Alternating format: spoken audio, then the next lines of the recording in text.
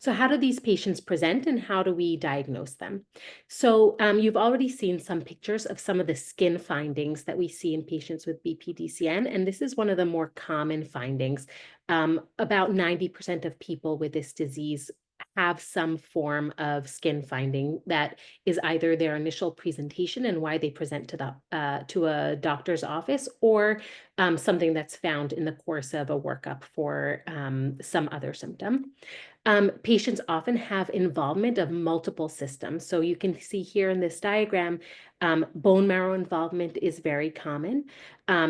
Involvement in the lymph nodes, and patients might complain about enlarged lymph nodes in common sites such as the neck, the armpits, the groin area, where those lymph nodes are very close to the surface.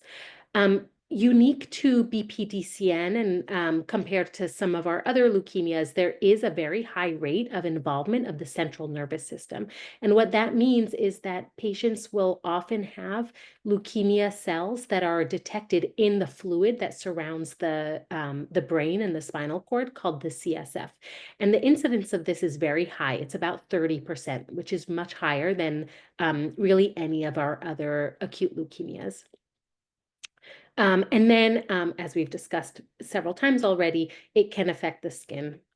It can really affect almost any organ. So some patients present with other involvement of soft tissues, the breast, gallbladder, tongue, even in the lung, these lesions can occur. And patients sometimes present with more vague symptoms that are harder to define as leukemia related, but things that we see in a lot of our blood cancers. So fatigue, fevers, night sweats, unexplained weight loss.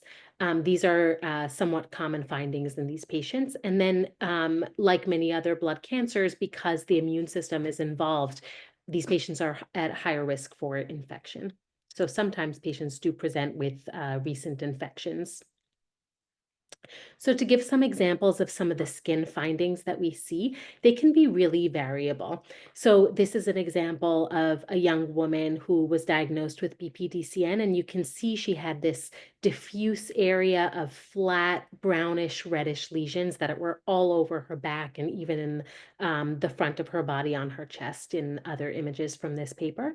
And so this is one way that this can present, and similar to the torso of this patient, but some patients actually present with these much deeper purple nodule-like skin findings that can be really on any part of the body.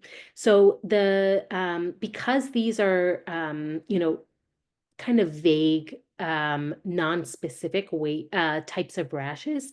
And this is such a rare disease. BPDCN is not always on the top of the list of possibilities for these infections. And usually we work with our dermatology colleagues to get biopsies and to figure out why these lesions are there.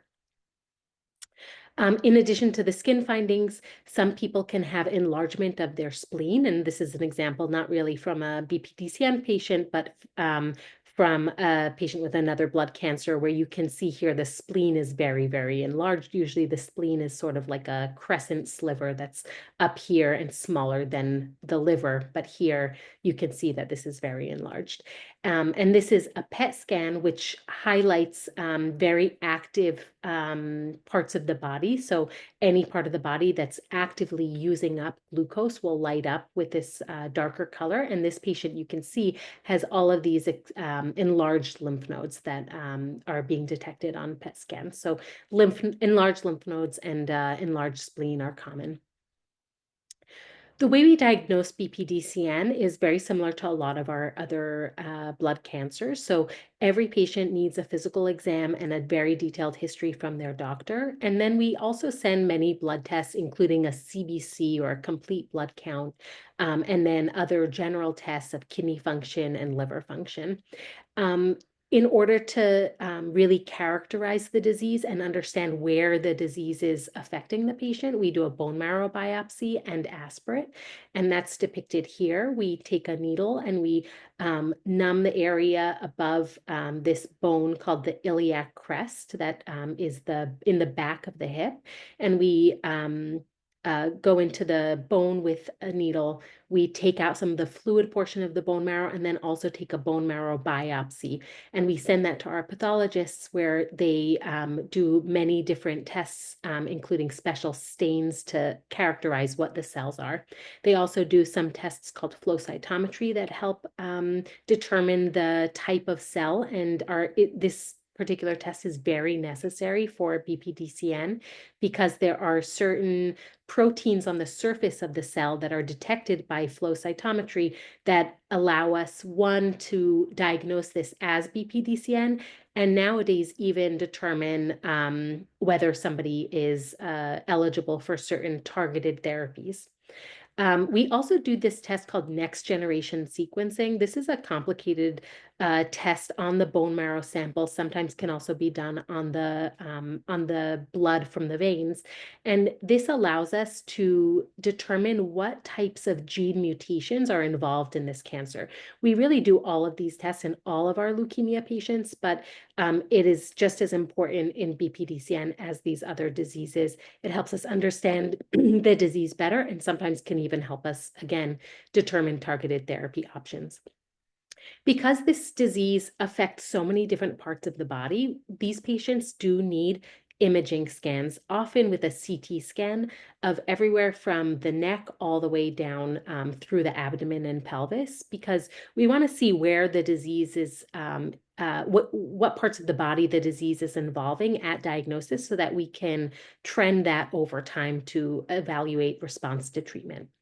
Because up to 30% of these patients do have involvement of their cerebrospinal fluid that surrounds the brain and spine, at diagnosis, everybody needs a lumbar puncture, which is depicted here, where we sample the fluid around the spine and send it for testing to see if the leukemia is there. And at the same time, we administer chemotherapy directly into the spine. That chemotherapy then bathes the spine and also bathes the fluid around the brain so that we're treating any disease that might be there. And patients do need preventive treatments into the spine, whether or not we see leukemia cells in there. And this is to prevent the leukemia cells from going there. In patients who have enlarged lymph nodes, we'll also do a lymph node biopsy.